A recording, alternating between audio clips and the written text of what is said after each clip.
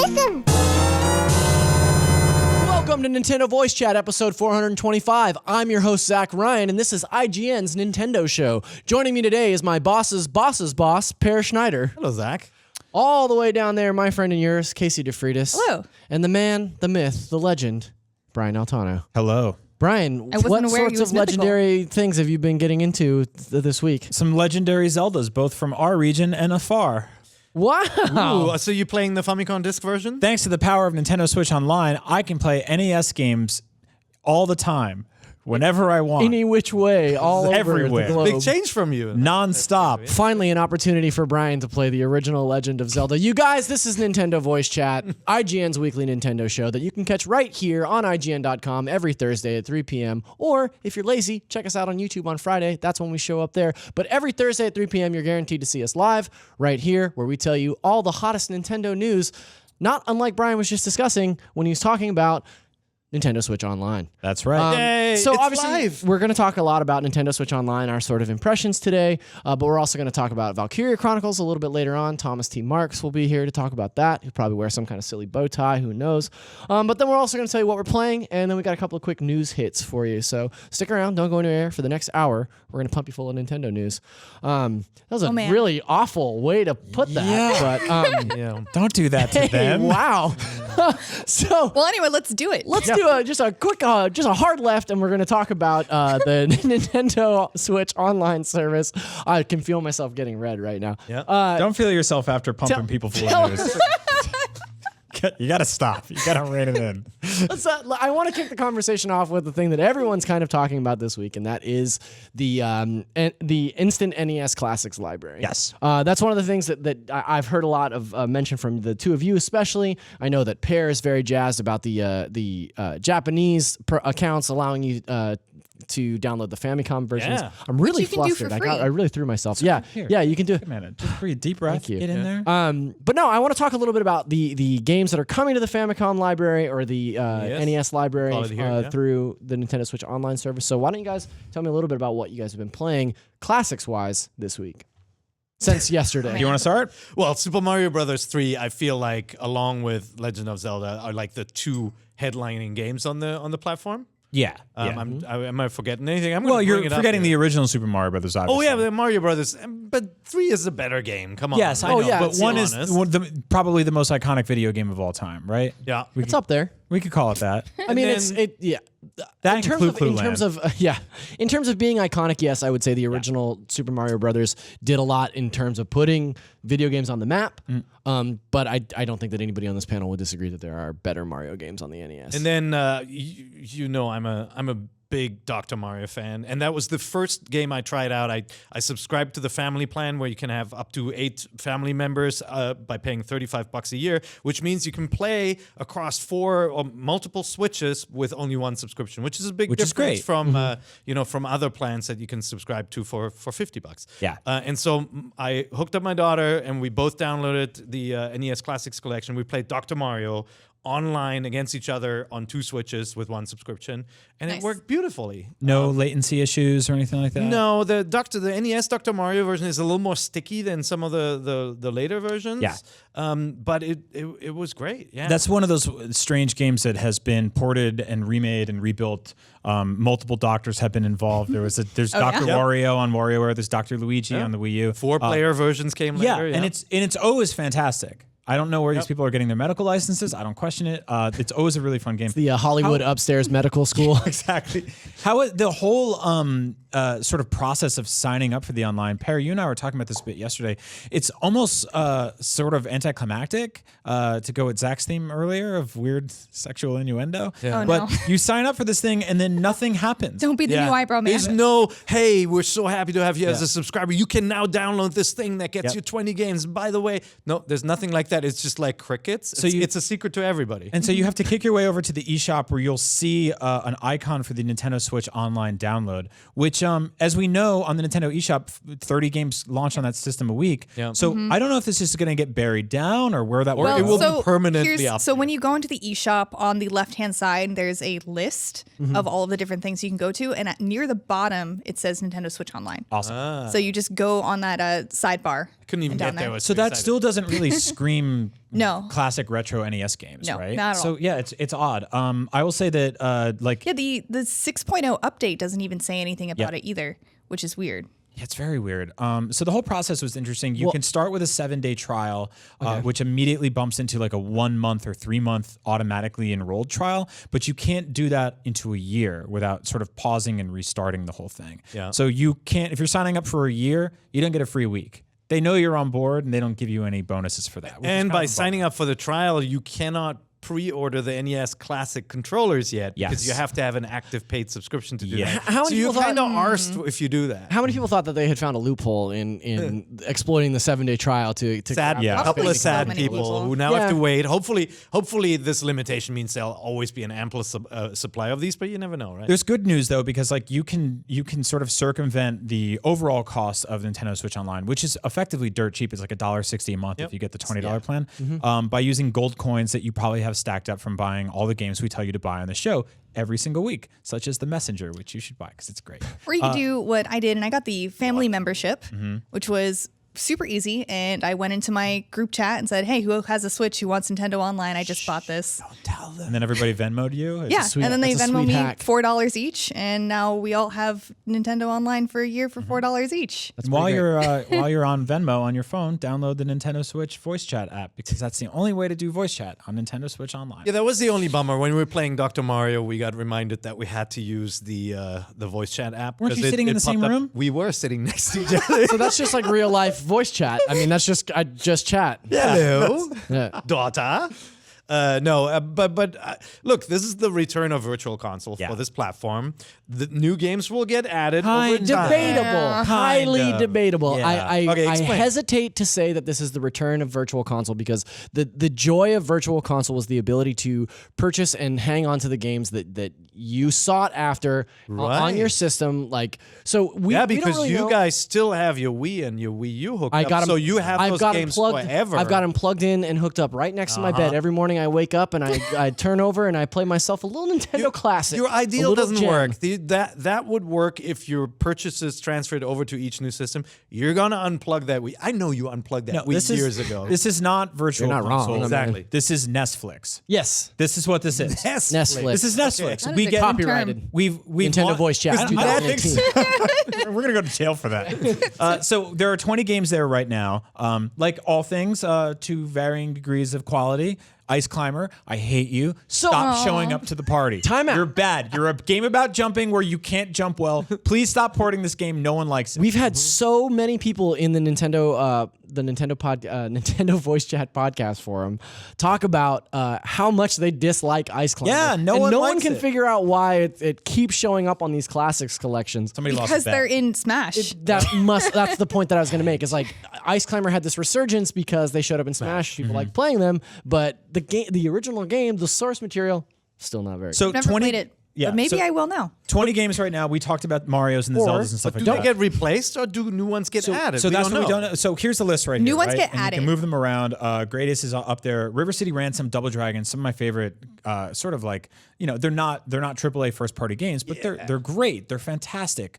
They're all here, and there's a great library here. And in a month, we're gonna get, I think, 9 more games will be added. So from there, I don't know how the system will sort of ebb and flow. I don't know if games will vanish, reappear later, if they'll go into the Disney vault, if third-party licenses will expire and things will get pulled away. I don't know how any of that works yet, and I don't think any of us do. The menu scrolls, so you can actually notice that not everything fits on the screen and it scrolls slightly depending on which version you're on. And you can rearrange, by the way, if you hit the Y button on the menu, you can rearrange the order of the boxes. That's the on only screen. thing the Y button does across any of these games, by the way, because you can't remap buttons, and so you it's can't weird. use it. I play Mario, with my thumb across the Y and B buttons Same, to run right. and jump. Same. You can't do that here. You can only do X and A or B and A. B and So A. you're like this or like this. off They to got the it. They side. got to add that. But I hope they patch But my that. point is the menu scrolls, so we're not locked into 20 games that have to be renewed. They could grow these things, so they could have like things in rotation come in and out. We just don't know what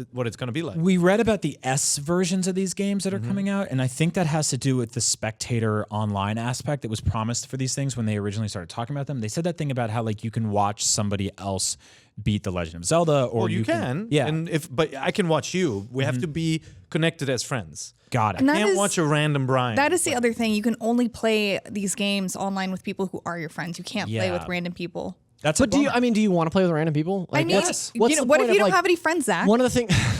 What if you Too real. One of the things that I really enjoy about it's such a fluffy little additive to these games is I was talking to you about it, but I really like the idea that you can point to people, like point things out to people, or like clap when they do something great, or troll them. Like I think that's such a clever little ad. I don't want to do that to a stranger. That's just weird. Yeah, Like I don't guess know. so. That seems odd. It's not funny to me to like just be like cheering on a stranger, like, "Hey, you did it." But if I how know that I'm nice would playing with that be? Brian, like I troll Brian all the time. That's, that's fine. You could keep this for friends lists, because also maybe someday they'll add the ability for like 1,000 people to spectate one player, and you don't want 1,000 hands going across the screen going. or do you? But like I do all want things, that. like I do want that. Like everything actually. with Nintendo, I mean, just give us the option. Like whether or not you plan to use it, I would just love the option, because I look at the online or the friend part of that system, and I'm like, I would love to be able to jump in a random game of Dr. Mario, but my friends aren't on or online subscribers or playing Dr. Mario right now, so it doesn't work out. And I would just love that option. Just play with your baby. So backtracking just a little bit, Nintendo did reveal a list of a couple of games coming out each month. So they're going to add more games in October, more games in November, more games in 3 a month, December. is that right? Yeah, about 3 a month. They didn't say anything about taking any away. And if you're interested in the full list of games to come, you can check that out on the list of NES games for Nintendo Switch Online on IGN's wiki. NVC For brought Nintendo to you Switch. Plug. I made that page. Go look at it. So the answer is we don't know. What we do know is, these games are well emulated. There's the pixel perfect mode that you really like, right? Where it letterboxes it, but the graphics are exactly as you remember them. Yeah, there's the 4:3 option, which stretches it a bit, the pixel perfect option, and then the CRT filter, which gives you the kind of old school TV scan The lines. fun for 15 seconds mode. Yeah, which some people really, I don't know, some people prefer. Nostalgia? Whatever you want, that's good to have. I think the thing that does suck about the display is that at the bottom of the screen, no matter what you're playing, it always says select start or L and R at the same time to go to the menu. That is so annoying. There's no way to make it go away. No, that's just like what it was back on the NES, right? But Wasn't there, there it is. Wasn't There's a there shot of these it. options back in the day? And on Wii U, they let you remove that. it's like going to your old aunt's house and like the number 12 is permanently displaying on the screen in the upper left corner because she didn't know how to turn off the overlay. Exactly. It's like that. Yeah, it makes me mad. I don't understand it. They've found such a way. I mean, like, let's give some props to the emulation here. This looks so much better than it did on Wii U. So much better. Yeah, it looks a lot crisper. Do you remember how dim that was, that system? Like, look at those graphics. It's just amazing. So it's really good looking, and the CRT and pixel perfect effects are awesome to choose from. But the fact that always says that down there is kind of hideous. Not a fan. Yeah, that's terrible. Yeah. Like that is not a good look. Did you guys try out cloud saves? I know you did. I saw your video, Casey. You guys Yeah, Casey try out has a cloud great saves? instructional cloud save video. If you're curious about how to do a cloud save, once again, you can go Not check it out. explained, but- right? Like Yeah. it says no onboarding. If you didn't read up on Nintendo Online, you would be pleasantly surprised that your data is actually backed up for most games automatically. Yeah. But you can also manually go in and do stuff. Yes, right? that's true. I think the biggest thing about cloud saves for me, and this was a question mark, like Casey has been doing exhaustive research into how cloud saves will work, and a lot of the sort of inner workings on a lot of Nintendo Switch Online stuff. But she's been coming over to my desk to talk to me about this stuff kind of like frequently, right? Like, like, hey, I just realized that this is a thing, or I just learned XYZ about cloud saves.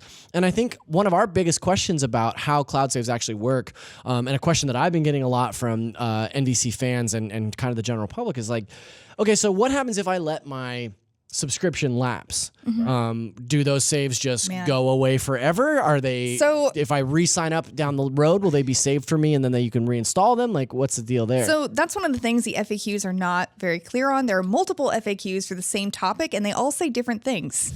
So that was kind of confusing. But they say there is a grace period. They is- just don't tell us. Yeah, how much, they say right? they cannot guarantee that they will keep the cloud saves for an extended period of time. What does that mean? That sounds like a mafia know, guy being like, hey, maybe but- something happens, maybe something doesn't. You never know. Like, who what? knows? I can't put my faith in that. But your save data will always still be on your console. Okay. So I guess just don't let it Unless lapse it was my for console too long. last year. That's the thing. Like Pokemon Bank is that big defeats too. the whole purpose. Like if great, Yeah. your save data is always on your console, but like Yeah, the whole if it point of gets cloud lost. saves is to preempt the idea that you would lose or get your Switch stolen, right? I guess So the honestly, the only solution to make 100% sure is to never let your subscription lapse, even if you don't have a Switch. Like Exactly. Or not too long. I mean, there's definitely a grace period. They're saying that, you know, Yes. they don't keep it after an extended period of time. Like Yeah. for Sony, it's 6 months. It's If 6 you months, don't I was gonna renew say. it, Yeah. after 6 months, they'll bring it back. For Xbox, it's free, so you don't have to worry about it. I find that So- interesting. The sort of the difference in their approach and all these things. By the way, Nintendo just has to put a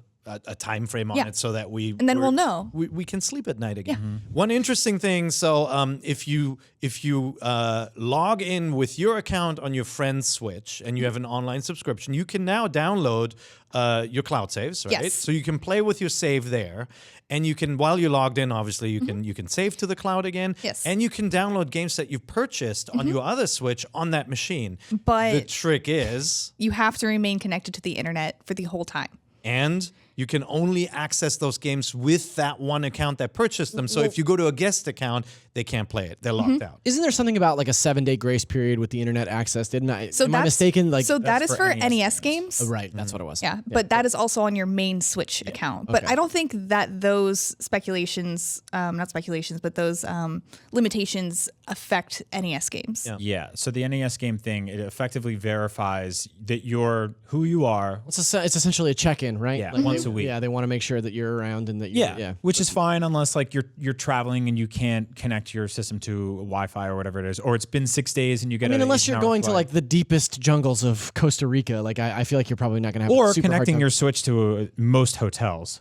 That's Yeah. also That true. is Yeah, the I've run into that issue. Yeah, I've had trouble with that in the But past. the good news is here, the thing we've asked for on so many episodes of NVC, to have an account that can travel with you, that's finally happened. Yeah. And so if Definitely. you buy a new Switch, it's pretty easy for you to now log in on a second machine or transfer permanently. It's all made a lot easier. There is just that limitation, which is not present on the other consoles, that on one Switch, if you want multiple accounts to be able to access online play, they have to be part of a family plan, because it's no longer, online access is not tied to your Switch. It's tied to that one account if it's a single account, or you have to manually add friends, other accounts to your subscription. Yeah, no, they are finally delivering on this kind of stuff we have been asking for years on the show. The show is literally named after a running joke about a thing Nintendo used to not have at all. I mean, it still barely has now. So yeah. It's there, And it's but called not. Nintendo Voice Chat, which Yeah. is Yeah. hilarious. It's great. yeah,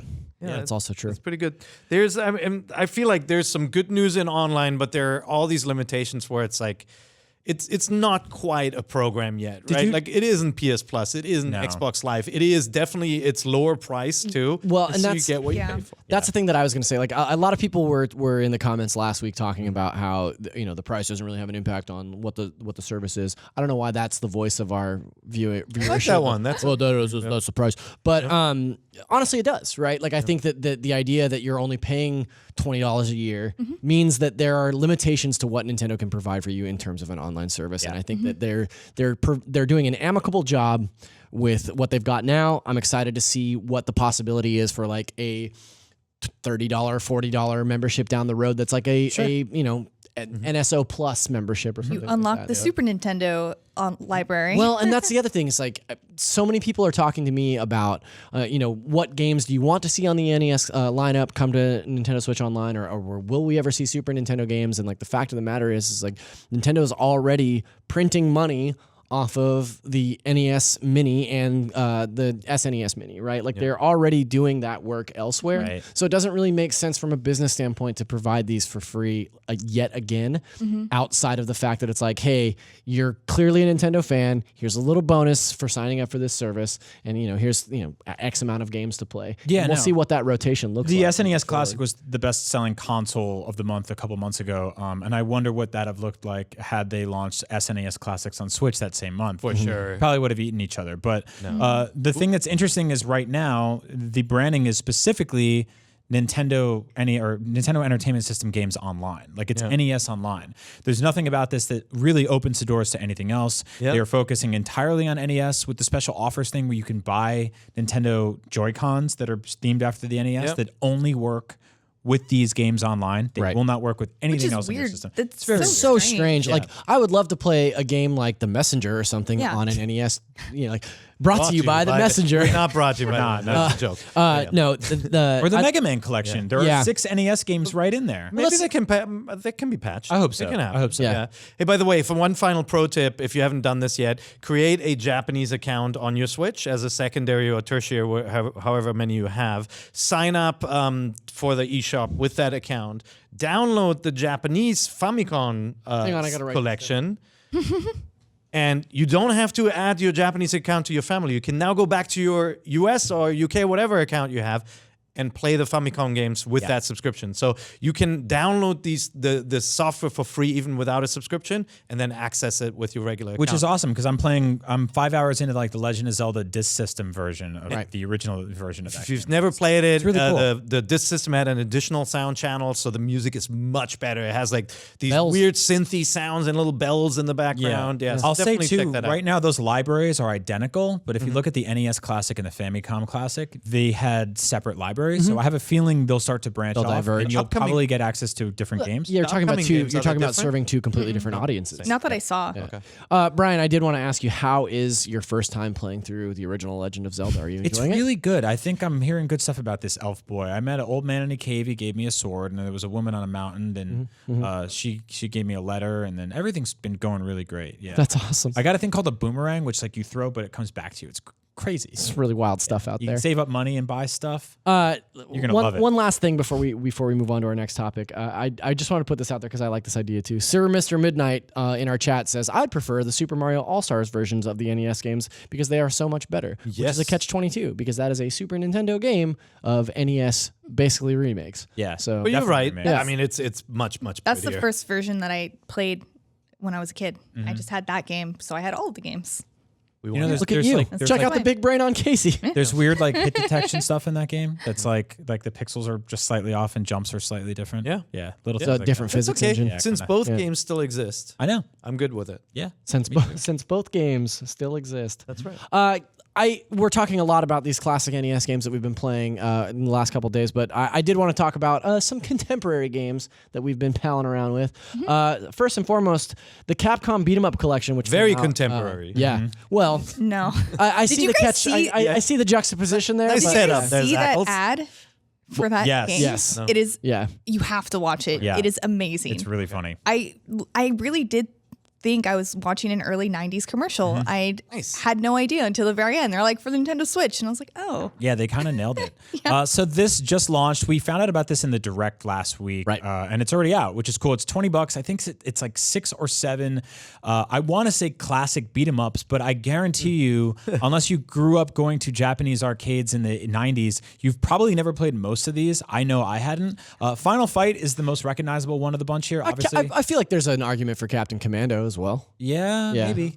Yeah, I had never really don't know played any of these I'd games. never played Captain Commando. But you can ride an ostrich. I want to play it because you can ride an ostrich, obviously. So they're doing a lot of cool stuff here. There's online play, obviously. One of the things that I think holds this collection back from even some of the other ones that Capcom's done, like Street Fighter, like the Disney Afternoon collection, like the Mega Man collection, is that there aren't really a lot of options in terms of like filters and effects and stuff like that. You can't change the pixel ratio. You can't add a CRT effect or anything like that, which the NES games that we just talked about, you can. That said, once you're in there, I think they look really clean. You have some border options, and that's about it. But there's also like some concept art and stuff you can go look at. And that's the thing that I wanted to shout out about these collections. Like Capcom has been doing some serious work in terms of digging through their old libraries, putting together these collections, and then adding stuff for these diehard fans that is really super cool. Like I'm a huge Mega Man fan. Having the ability to get the Mega Man Legacy collections, both the standard Mega Man games and now Mega Man X on Switch with all these additional, like, there's cutscenes and there's concept art and all this museum stuff that they put together. And I think that Capcom is doing that so much better than other collections. Like they're really taking the time and the care to make them really worthwhile to fans of the genre. Yeah. I will say that watching the announcement from the Nintendo Direct was one of my favorite parts because Brian was very excited about several of these games, but then a lot of them he was like, what is this? Like, what the hell You played is that? a lot of Final Fight in our arcades as well. Yeah, I did too. A friend of mine, and we just put way too many quarters into this machine, and then I bought the Super NES Guy version. Final Fight Guy is what it was called because they dropped one of the characters. No, I'm a huge fan of this genre. I think from the top level, it just kind of looks like a simplistic, walk left and beat up dudes in their underwear type of game. Yep. But it's really a lot deeper than that. And I think what was exciting about this was I was like, oh, there's like 4 or 5 beat 'em ups from one of the best beat 'em up companies in history that I've never played before that are just here now. Yeah. So yeah, I think for $20 it's a no brainer. I wish it had some more options in it. I'll play it. But I mean, the counterpoint to that is that there are over 10,000 punches in all those games. That's right. Yeah. Yep. And you can eat street meat and pick up a chicken off the floor don't eat and get street health. meat. Sold. Street Don't do meat. that in real life. The next one I have not been playing because it makes me squeamish to think about it. But we're talking about Surgeon Simulator. Pear said he was playing some of it, but maybe not a huge fan of what's going on over there. No, it's one of those games that's just really funny to watch. Okay. Right? It's like you have motion controls in this game where the Oh, there he is. as you There's the surgeon. oh, you see the surgeon, but the hand on the screen mimics your hand as you're holding the Joy-Con. Okay. And you can press buttons to close and open the hand. You can move it up and down, and then you realize that what you do in the real world does not quite translate into the virtual world. The game has a really funny, weird sense of humor. Yeah. And so what inevitably happens is like you're holding a little bone saw and you're trying to cut some bone to do like open heart surgery, and you're hitting everything but the bone, and it's like it's horrible. This is like the 2018 update to Operation, right? It's Like, a little bit too broken. Like I managed to finish the first level with motion controls last night,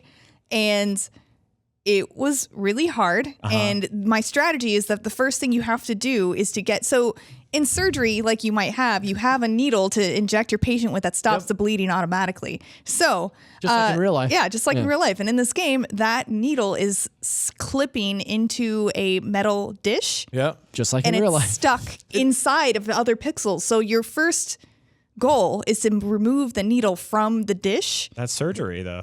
so you can actually access it later when you need it, when your patient's bleeding out. So after you get that, and you've probably stuck yourself with it, so you're probably hallucinating. You got to put that down, and then you stab yourself with the solution to that will fix your hallucinations. Then you can get the hammer and break all of the ribs, remove all the rib pieces, take a scalpel, cut through the esophagus, so move that out of the way.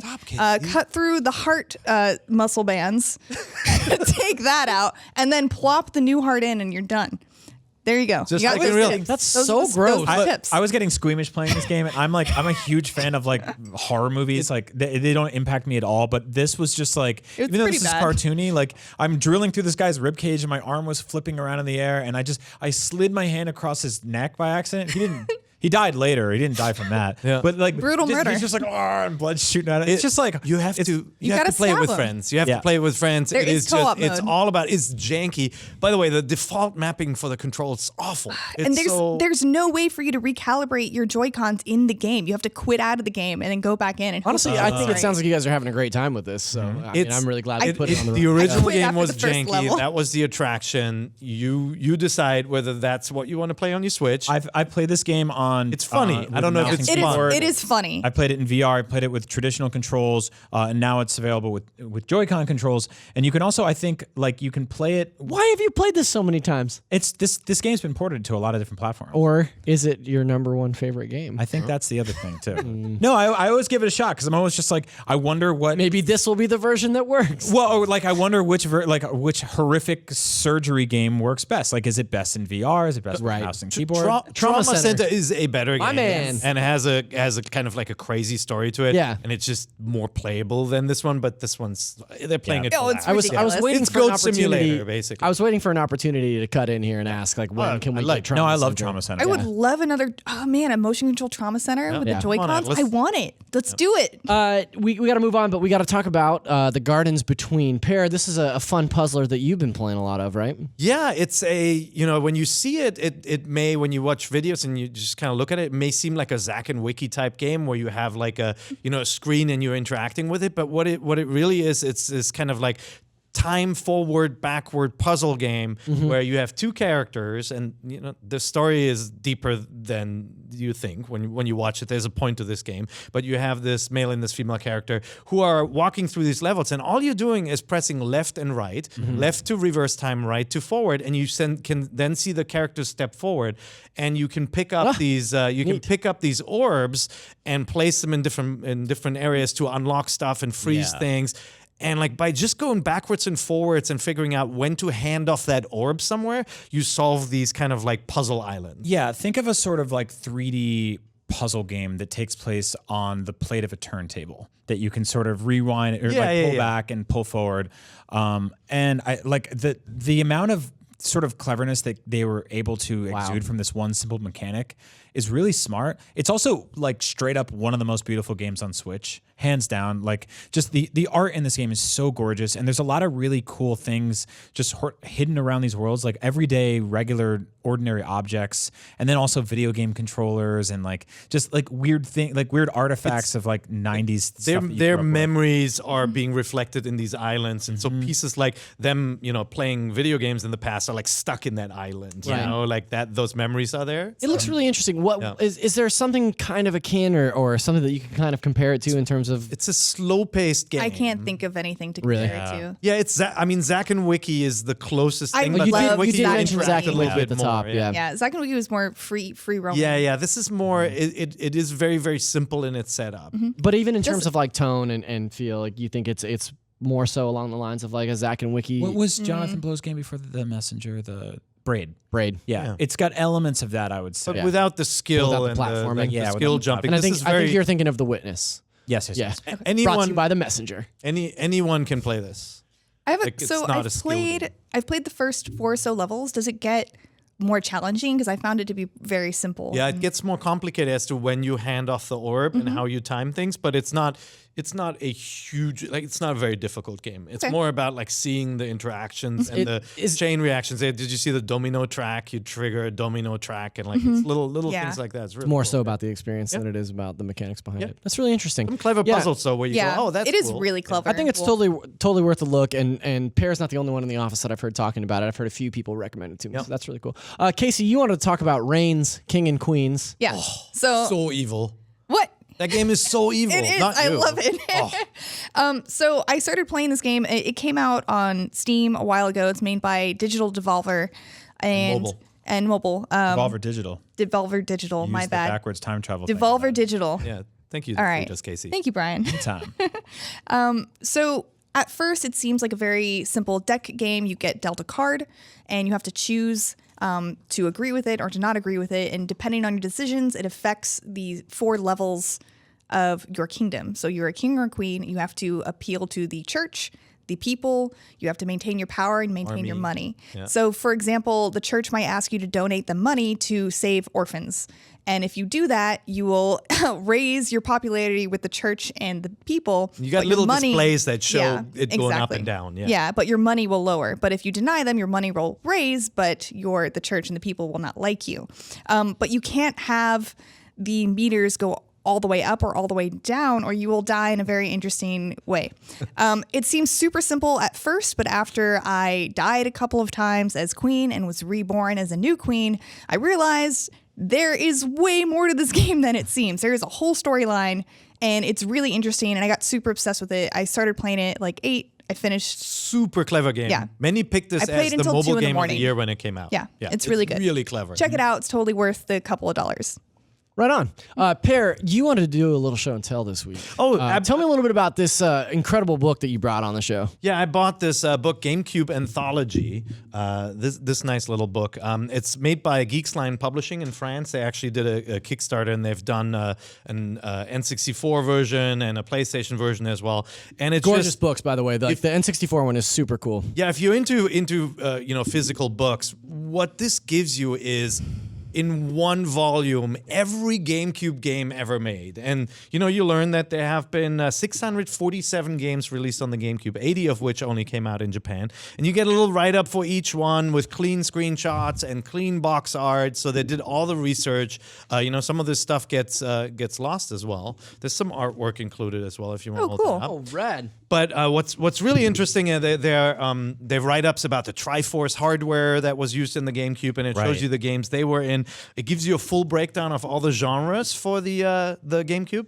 Do you want to guess what the most popular genre was from a volume Platformer? of games? That's what you'd think, Action. right? No, it's sports. Oh my What? god. Oh, 23% of all GameCube games were sports, 11% racing, 11% action, and only 10% platform. And that's because Acclaim and EA were at it like crazy with Konami, Oh, man. All-Star Baseball every year. Remember Yeah. that? Yeah. So So what was the least represented genre? miscellaneous. Board games, music games, reflection, life games, compilation, shoot 'em up. Reflection. There's not a lot of shmups. Yeah. FPS only 4%. I was going to say, not a lot of first-person shooters on the Despite GameCube either. time splitters and you know some of the third So party. you said you got this through a Kickstarter campaign? No, they sent us a copy. Thank you very much of this. But there was a Kickstarter for this. I kickstarted the previous one, and I really like these books. And there Yeah, those are were awesome. with the Kickstarter, there were some limited edition GameCubes. There's a Zelda limited edition GameCube, Yeah. which was like made out of wood, and there's a Star Fox one. Which was made out of got- a spaceship. Yeah. They, It was crazy. And they have all Fur, this. actually. So they have all the special edition controllers and the Panasonic Q, all of that in the book as well. So if you're interested in this book, it's about $50. They're different versions, like a collector's edition. Just Google Geeks Line Publishing and you'll find them. I'd say Check that it would out. make a really good gift. Yeah. Yeah, it's really cool. I mean, GameCube holds a very near and obviously I'm hosting a Nintendo show. It obviously holds a place very near and dear to my heart. But it is one of my favorite consoles of all time, and even more so than the Nintendo 64 version of this book. I'm really interested in like taking a closer look at this anthology. And it's also really nice because right before we came in here, Per said that he would give me that Zelda art that comes with it. So that's really cool of you. Thank you very much. I will definitely do that. Thank you. That's a very nice gift. Also, quick tip: if your GameCube ever died, you could gut it and turn it into a lunchbox. Sure. Why not? Yeah, that's great. We're going to take a quick break. Thank you very much, Per, for my gift. This is very nice. We're going to take a quick break. We've actually got a word from Brian coming over from our YouTube channel. You know it. So stick around. We'll be back in a couple minutes with Tom Marks to talk about Valkyria Chronicles 4.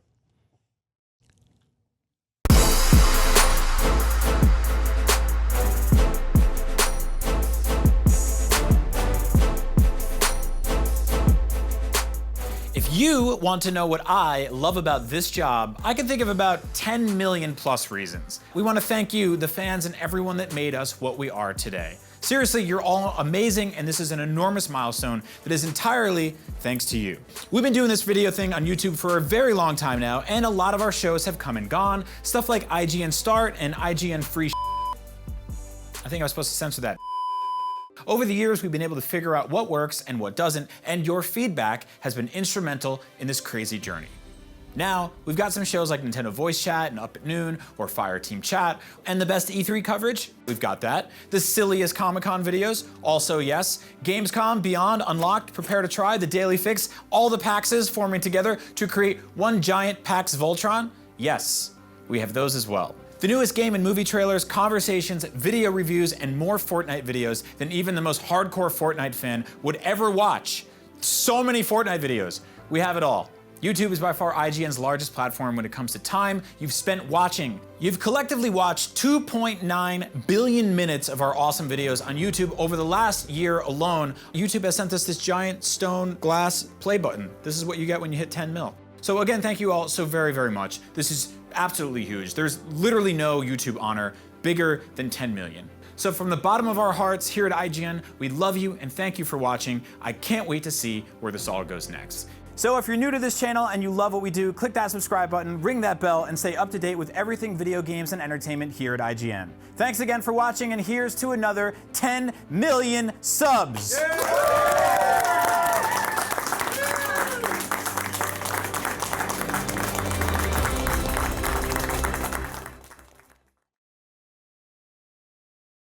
We're back, and guess what? We brought Tom Marks. Hello. Tom, Hi, Tom. so lovely to see you. Tell us about your bow tie.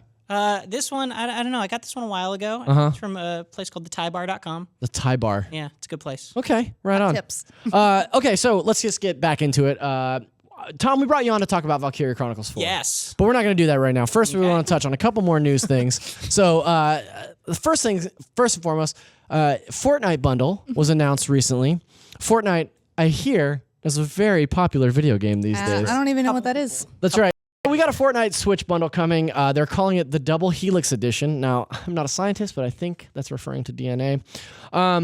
It launches on October 5th, 2018. That's this year, if you're counting, for $299. And it comes with 1,000 V-Bucks, the Double Helix set, which contains a character outfit, back bling, glider, and pickaxe. And 1,000 V-Bucks is $10. Yeah. So first and foremost, big question on my mind: what is back bling? It's a backpack. Yeah. That's a backpack. Yeah. It's one of the 4 like traits of sort of swappable character icons you can add to. As a guy who played many hours of Fortnite, I don't think I ever actually like looked into any of the character customization. I always just did like Yeah, no, I played. Did you pay for it? I paid for seasons. Yeah, but I was like, I mean, I got stuff. And That's the whole hook of that game is unlocking cosmetic items. But you have to buy them and unlock them by doing your weekly challenges if you have the pass. Yeah, no, I mean that's what kept me going was going like I'm level 17, but at level 30 is this cool new thing. Yeah. So and I can wear it and then I'll add it to my sort of like archive of clothes. back bling, if you will. I guess I'm just not that into vanity progression. Same. Yeah. Yeah. Yeah, but I I want was them to do stuff. watching Steven play Fortnite earlier today. Well, and that's always fun. There's a $15 glider that's literally a giant dragon that breathes fire. Yeah. And I Yeah. was like, maybe I should start playing Fortnite. Yeah. Steven is one of our gameplay experts who is just like amazing at Fortnite. It's really incredible. The majority of our Fortnite videos come through him. I appreciate the sort of progression system in this game because it makes it so I can take a couple weeks off and come back and not feel like everybody's 8 billion levels You're right. stronger than me. You're right. Yeah. Like if somebody has a backpack I don't have, I can live with it. But if like everyone's level 70 and I'm level 5 and that makes them stronger. You Yeah. quit. I tried that with Star Wars Battlefront where I was just like, oh, everybo's just got cooler stuff than me. Like Yeah. I'm out. I don't So- know any games that I like to play that do that often. Destiny 2. I really want to know the thing about this bundle. We're getting a lot of Switch bundles these Yes. days. This one to me seems, I mean, it's very cool for Fortnite to get bundled in with the Switch. I think Switch is a really great platform for Fortnite. Do you think it's worth the price of admission here? I mean, it's a standard price on a Switch and you get some bonuses. What do you I think? mean, if you like Fortnite, you don't have a Switch, why not? Frankly, do you like Fortnite enough to go all in on the Switch version? Like, I think maybe that's what they're hoping. yeah. honestly, I think that what this bundle is literally a Switch with the word Fortnite on the box. Yes. Yeah. Sure. Yeah. That is the Definitely. point of This it, is- yeah, right? this Look, is- there it is, right Yeah. there. I mean, this is not for people who love Fortnite on Switch. This is for people that love Fortnite and don't have a Switch. Yeah. Yeah. Like And this to is them, going to it's sell a fine. lot of units. I don't know who paid who for this, but everyone is going to get rich off of this. Yeah, absolutely. If this was a bundle that was like $350 and had a free to play game and some cosmetics in it, I would be like, this is lame. But the Yeah. fact that it is the same MSRP, it's the same price. Yeah. It's just kind of like, yeah, if you're into Fortnite, this is probably the little Switch you bonus. want to get. Even Yeah. if you're not Just a into taste. Fortnite. Yeah. Yeah. Even if you've never played before, you might as well get some free stuff and try out a new game, right? right. If you've heard about Especially for like the same price of admission, Yeah. right? exactly, I think it's going to be under a lot of Christmas trees and the other stuff. I don't know if they put presents. under Hanukkah the trees, high. Kwanzaa trees. think Yeah. they- Hanukkah bush, It's the actually. menorah. That's right. Guys. But they don't put stuff under it, do they? No. So that's where I think fell. It's in the same general area. Yeah. Welcome to Nintendo Voice Christmas. Christmica. Talking about games that are already out, Dark Souls is finally getting its stress test. It's coming the 21st of September, this weekend, yeah, from 10 a.m. to 2 each day. That's the 21st, 22nd, and 23rd. Friendly reminder, it is going to be released finally on October 19th. I think that this is important just to throw in there because a lot of people are asking last week after the Direct, like, where the hell was Dark Souls? Like, why didn't they talk about Dark Souls? And this stress test is something that they talked about way back when they first announced that Dark Souls was coming to Switch, the remaster. I've played Dark Souls on PlayStation 4 most recently, and it was obviously like worked well there. I'm curious to see like what you guys think about getting into Dark Souls on the Switch and what this stress test means for newcomers. So for starters, you can download this right now. It's like 900 megs. It's on the eShop. It doesn't actually do anything. It'll show you the From Software logo on your Switch, which is a nice novelty for the it's time so being. exciting. But when the stress test launches, you'll be ready to go. I bought this game a couple months ago on PS4, played the first 3 hours, and I was just like, I'm stopping because I want to try this again on Switch. I want to be able to play this like while I watch TV shows. Like You can't play Dark Souls while watching TV. well, you can like level up and grind. Like that's a big part of it. And then Okay. it's all systems go when it's time to fight a boss or something like Okay, that. okay. But I can run around some, kill a bunch of those dumb bridge men and hit them with I'm so curious what TV show goes well with Dark Souls, though. The Wire. It's the greatest TV show of all That's time. actually a pretty good You answer. say that- I mean, I feel like that's your answer to everything. It really is. I'm Yeah. watching it again right now. Are you really? Yeah, it's a great show. And how's the Dark Souls integrations? I don't know yet because I'll tell you this weekend when the stress test is on Nintendo Switch. But obviously, the big game that we're talking about this week is Valkyria Chronicles 4, which is why Tom Marks is here. I mean, there's also other reasons, like you're just a really nice dude. But you recently reviewed Valkyria Chronicles 4 for us, and you gave it what? I give it an 8.7. Hey, that's good. It's great It's even. great. Yeah. Very great. That's very great. Yeah, Jesus, no, I keep doing this. That is an almost amazing. I really, really love the Valkyria So Chronicles what series. you're saying is Valkyria Chronicles is just as good as Spider-Man on PlayStation. That's 4. exactly what I'm saying. No, that's not what I'm saying, but that's what every comment ever Exactly, is saying. Yeah, people don't understand that like the Home Depot and the McDonald's in your town have the same Yelp score, but that doesn't mean anything. Like, that doesn't mean anything. They're doing different things. Which one is McDonald's in this situation, I wonder? I don't Is the know. real question. Spider-Man? Yeah. Yeah, probably. Spider-Man, definitely. So tell us about Valkyria Chronicles. Valkyria Chronicles it's the weirdest strategy game you will ever play. I love the first one. Yeah. Let me give my one sentence explanation of this game. Please do. Because this is my favorite thing. Yeah. It's a JRPG strategy game set in an alternate reality World War II that is a mix of turn-based and real-time third-person shooter combat. Correct. It is the weirdest thing you will ever see. But it somehow that I describe it in my review as if somebody in like a game design conference was like, just put up some genres on a dartboard and just like started throwing Word cloud. Yeah, and was just like, that'll work. Like it is really, really weird, but it feels so good to play. It's probably closest in the Nintendo realm to something like Fire Emblem, but with a very, very different combat system in that when you choose a unit, there's no grid and you actually zoom into the battlefield, take direct control of them, and you walk around and enemies can shoot at you while you're walking. And then when you aim, you actually go into a little third-person mode and Reticle and have a fire on reticle them, and fire on them. And then you go back out and you go back to the battlefield map and choose another unit and go in again until you run out of points. It also has a very overdramatic JRPG story. It's got classes and leveling that way. It's got items. You can customize your troops. All the troops in the game have backstories and personalities and VO, and you can learn their history. It's really, really cool. Well, and they'll work together better based on who you have in your party and things like that. That's a very Fire Emblem thing too. They have people that they like more, and if you pair them with them, then they'll proc these special abilities called potentials more often. They'll also level up quicker, and then that unlocks their side stories quicker, which gives them new abilities. And these are all just random characters. Like there's something like 30 or so, maybe even a few more than that, potential people you can have in your squad, but you can only put like 10 of them into a field at a time. So you can basically go the entire game without seeing, if you wanted, 2/3 of the cast of this game. And all those characters still have backstories and VO and unique situations that they can get in and stories that you could be ignoring. And you're not ever going to see all of them, and you're not really supposed to in a single run. Right. Casey, you got to sit down with Tom and Yes. play some of the opening hours of Valkyria Chronicles 4. Now, first of all, how familiar are you with the series? So I have never played Valkyria Chronicles before. I played for a few hours before our stream, and oh my gosh, I was overwhelmed by all the menus and details and things I could read. There's a lot of that. I was going into every single character available to me because they're all available at the start. You just have a list of like 20 characters you can look at and read their potentials and read a paragraph of their backstory. And I was I had to stop myself and be like, I just have to play the game. But I found it was so interesting. Like one of the first things I noticed is that one of my characters, is bad at talking to girls. So if he's next to shy. he's shy. So if he's next to girls, he like his evasion is lowered. And so not all potentials are good. Just like in real life.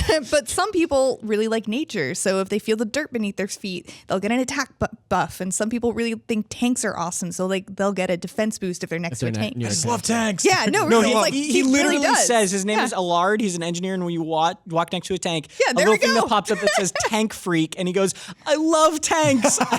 Even if it's And then an he gets a energy defense boost. even if it's an great. enemy tank. Yeah. Oh. Yeah. There's a lot of little things like that, and they It's feel so very it's so personal. fun. Yeah. It's really interesting. It's really cool. It really personalizes the character so much more than you would ever get.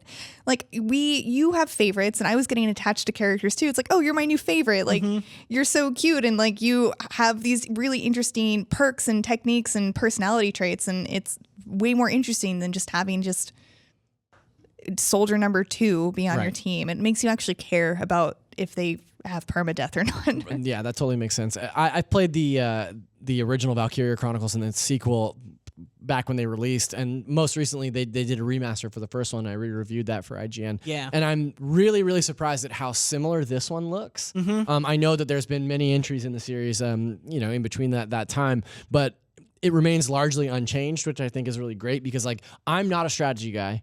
And I loved the gameplay in this game, or in the original Valkyria Chronicles, just because of that simple addition of like, okay, well, once you have your position on the map, you can zoom in and move your character manually and fire on somebody manually, and it's not just a series of inputs and repetition. Like, I think that's really interesting. It feels like you have a little more control than when you are looking at like a Fire Emblem map and you drag your unit over to another unit and says, okay, you have an 88% chance or whatever, whatever strategy system you're doing otherwise.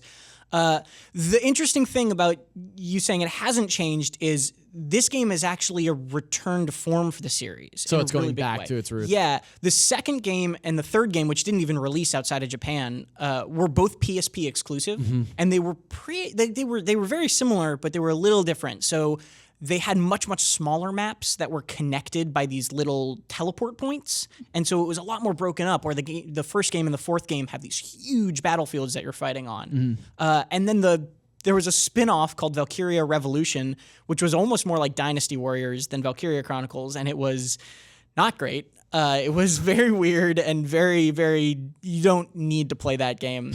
And now this one is the closest thing to the first game that they've made yet. And so it's really, really exciting for me because the first Valkyria Chronicles game is just one of my favorite strategy games ever, hands down. And this feels like the first real proper sequel to that game. That So was done. maybe I didn't play the sequels. Like for some reason, I was thinking that I had played multiple Valkyria Chronicles games, but maybe I'd only played the first one. You could have played the second. The I second didn't is similar. import any of them, so like I definitely didn't. So, So, and also a clarification, even though this is Valkyria Chronicles 4, the story is happening simultaneously as the first one. So you don't have to play any of the previous ones to know what's going on. that's really interesting. You can just go into this. You'll get a lot of little flavor stuff about like all the characters, the main characters. in this Yeah, I game was are going to from ask you about the flavor. What does it taste like? Don't try. Blueberry, definitely blueberry. Yeah, you get a lot of stuff like about like their hometown is a country called Gallia, and that's basically not mentioned much in this game, but is all what the first three games are about is Gallia and they fighting in Gallia. So you get stuff like that, but you can just jump into the fourth and you don't need to know the other games at all. Also, interestingly, the first game's remaster is coming to Switch next month, I believe. Oh, cool. So and that's $20, but if you own the fourth one, it's $5 off on the eShop. Cool. So if you're interested in Valkyria Chronicles, right now is a pretty good time to get into it. Both stories in tandem. Yeah, and you don't need to play one before the other. Right.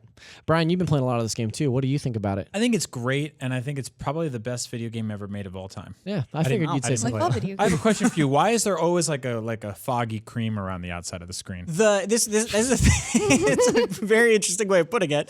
The first game had this thing where, and the fourth game kind of picked it back up, where you're not actually playing through the game chronologically. There it is. You're reading a book that's telling the story of this war.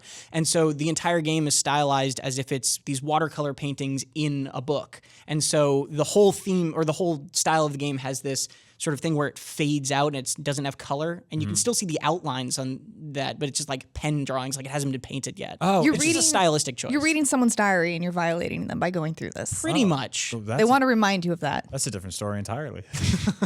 Whew, some kind of chronicle. Well, that's really cool. I'm really glad that people get to experience this new one, and that fans will also get to a chance to play the first one. Yeah. One of my favorite strategy games of all time as well. That's one of the first things that Tom and I bonded over, was the fact that we had both played Valkyria Chronicles. Also, I did want to mention that the mascot for the Valkyria Chronicles series now is this funny little Shiba Inu that I love. Look, they put us in the old box there. Foggy cream. His name is Ragnarok, and he's actually his name is Ragnarok. Ragnarok. They call him Rags crap. for short. And I actually had Sega email me about this. He's an Akita Inu, not a Shiba Inu. the bigger guys. as I once tweeted. So they're very particular about that. Only you would did have email Sega to make sure that you would get the breed. They have a big emailed bark. me. Thank you very much. Huh? He did have a big bark. Yes, he did. I'm holding out for Valkyria Chronic 2000, starring Dr. Dre and Snoop Dogg. You've been sitting on that one since this conversation started, haven't you? I actually stopped paying attention to everything everyone was saying. Brian last 15 was just playing Star Wars back in his head for the last 10 minutes. did that whole like escape from Jabba's palace scene in my mind. Perfect. Guys, it's time to play a fun little game on this show that we play every week that I like to call the question block. Is that a game? No, Hit that never. block Still not a game. with our faces. Unlock some questions. These questions I pulled from the Nintendo Voice Chat podcast forum on Facebook. You can join that podcast forum, and then you can chat about Nintendo with thousands of our dedicated listeners and fans. And Go do us. that. I'm very active in there. He is. Time. That's true. He does a lot of good posts. Jaska Stoyak asks, do you think the Nintendo 64 Classic is coming this year to compete with the PS1 Classic?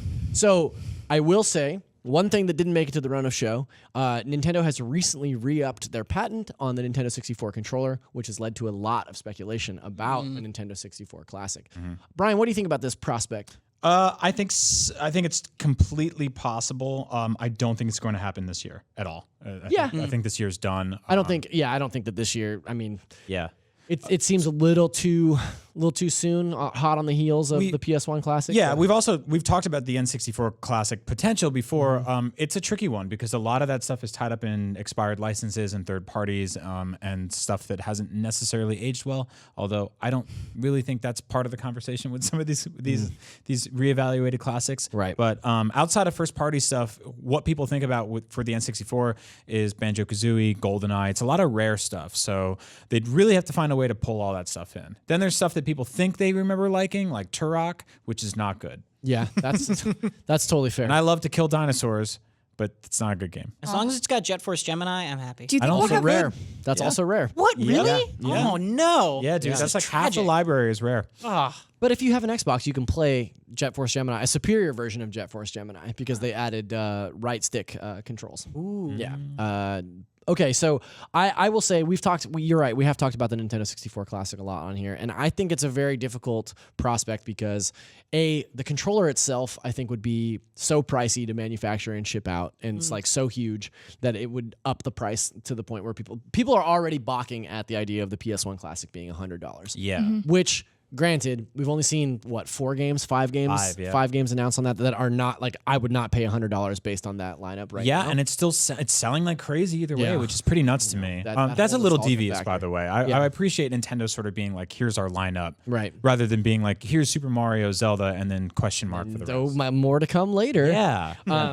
So the I do N64 think- controllers, they're not that hard to make because the third parties have that license now. Yeah, So you see that's them usually in the $10, $15 range. So I don't think it'd be too Okay, bad. so they are a little bit cheaper. They are huge though. It's Right. a big ass Bowser claw. And then, but the idea of like the controller pack, the Rumble pack, like if you want the full functionality of a Nintendo 64, the expansion pack. Ooh, we talking about expansion pack now? Yeah, that's right. So I mean, Well, they would you have to have Pokemon it, Stadium, right? Well, As you well. wouldn't. Well, yeah. So would they have? They wouldn't have that. Well, the There's no way. expansion. The I mean, expansion pack Majora's only Mask works- runs on the expansion pack. Yeah. Perfect Dark I runs was on the thinking of expansion the pack. attachment on the 64 controller, like the Rumble pack and and the controller pack, the yeah.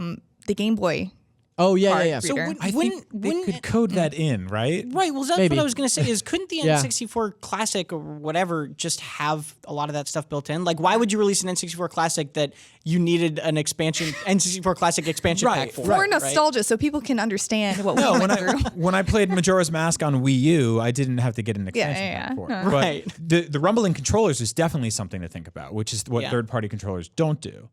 So that would be an issue. But yeah, there's a lot of red tape there. I think that's really the big problem about it. Like it's just it's a weird system. I also think that in light of the way that Nintendo is rolling out the Nintendo Switch Online lineup, if there's not a dedicated virtual console coming to Nintendo Switch Online, it doesn't make sense. Like, it seems more likely to me that they would position Nintendo 64 games to come to the Switch over building out like a separate like box set. But they can get you to buy both. Yeah, Which that's is what they also did true. with the Super NES Mario, with the NES games. We all bought an NES Classic a couple years ago. They reprinted them recently, and then we just did it again for Nintendo Online. So, and I've bought Super Mario Brothers 40 times now. Yeah, you know? I mean, you're not wrong. If they did, I'm definitely wrong. I shouldn't do that. If they did release an N64 Classic, I would buy the hell out of it. exactly. In a heartbeat. We're out of time. I hate to say it, but we got to wrap it up. We got to go do a lot of more different work. Yeah. Different kinds of things. Not podcast hosting. That's not it. At least But- 3 different kinds of things. Yeah, Tom's got to go play Valkyria Chronicles. What are you doing after this? I'm doing some wiki writing. What? Yeah, shocker. Okay, Yeah. Brian, what do you got on the I'm gonna docket? play the rest of Return of the Jedi in my mind. There you go. I mean, once you start it, you got to finish it, Finish right? the movie. Brian's Guys- meditating in his chair for the next hour and a half. When I get up to the part where Yoda dies, at least. And then shut it off. Is that every time when you were a kid? you just like- Spoiler. yeah, I'm kidding. Well, it's like do a hard 30-year-old cry movie. outside. Thank you so much for watching Nintendo Voice Chat. We are IGN.com's #1 Nintendo show, but we're not the only show on IGN. You can also check out Brian on Podcast Beyond. And You up can- at noon. And up at noon. You can check out Casey on Gamescoop. Sometimes. Casey's here every week. Tom, where can we see you? Around. Here. You're in some videos. I You do a just lot of get PC thrown stuff. into different shows occasionally. Right on. Yeah. Well, thank you for being on our show today. I'm always happy to be here. Thank you guys for being on our show course. today, as you are most weeks. And thank you guys for watching our show today. And we'll see you next week when you can. Get the thing. I love it when it works.